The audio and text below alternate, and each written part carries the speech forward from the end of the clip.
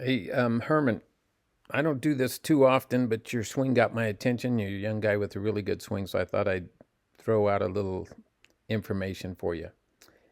My background, I'm the director of golf instruction at the Southern Utah Golf Academy. I've got a YouTube channel. I'm going to probably hook you up with a couple links on what you need to do. But I will tell you that one of the guys talking to you is correct in the sense that you're throwing early, but there's a reason why you throw early. So I want you to watch your golf swing. It's really good for most of the golf swings. So we're going to go back. I'm only going to stop it where I think you need to work on things. So you get back here. I'm going to slow this down. You come in. I want you to watch your head drop. I put that line on your hat. Now you start coming in and you get down on the ball, which is really good. Your position here isn't bad. Really good right through here, okay? There's some key elements here that you really do well. The club's still hinged here, which is good. You're not throwing early at that point. You're starting to rotate. You're down on this left side. Everything about that looks really, really good. But from here, it's hard to tell because I can't get your swing any slower than this. But you watch your head start to go back up at the very last minute. And I'm going to tell you why you do that and how you fix it. So as you get into this and you start coming down, you start releasing the club. From here to here, there should be more body rotation at this point, a little more body rotation and less hand throw. By this point, you're already released the club a little bit too much. It gets too close to the ground, so you're either going to chunk it or you're going to thin it. If you'll thin it if you stand up too much, you'll chunk it if you don't.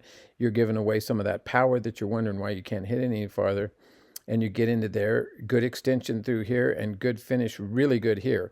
But this area right at the bottom, you're throwing. And I'm going to tell you why you're throwing, and then you can fix that and you can fix the throw.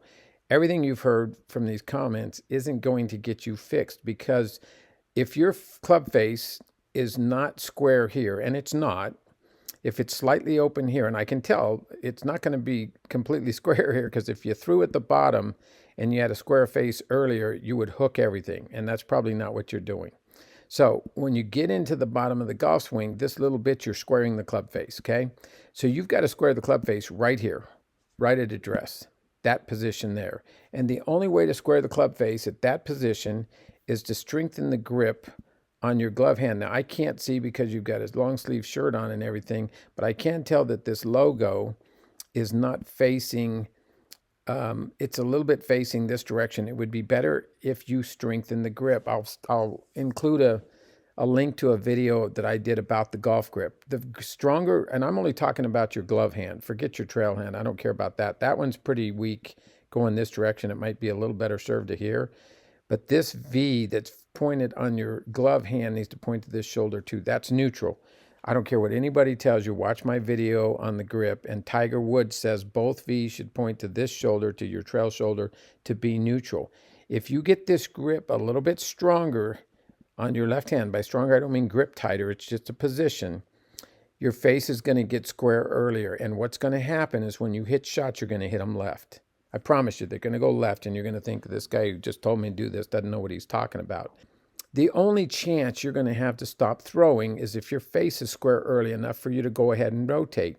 If you do what some of these guys are suggesting and you just try to rotate more, put your elbow in and rotate more, you're going to hit the ball dead right. You're going to hit it sometimes off the hosel. You're going to do a lot of stuff. Your move's going to be really good, but your club face isn't prepared to handle that. You've got to square the face first. Once you start hitting the ball left, probably left with draws, and you start rotating and then don't throw, the ball starts straightening out to your target line. Okay, Herman, hey, I don't want to put links on this thing because I think Facebook doesn't like me doing that for my page. But go to my YouTube channel. It's Southern Utah Golf Academy, okay? And I want you to look at a video called The Definitive Grip, or Grip the Definitive Video, or something. It's about the grip. Tiger Woods I have a cameo with him in there explaining what the grip, the neutral grip should be, okay? And then also I want you to look at my latest video where it talks about early extension, the cause and the cure.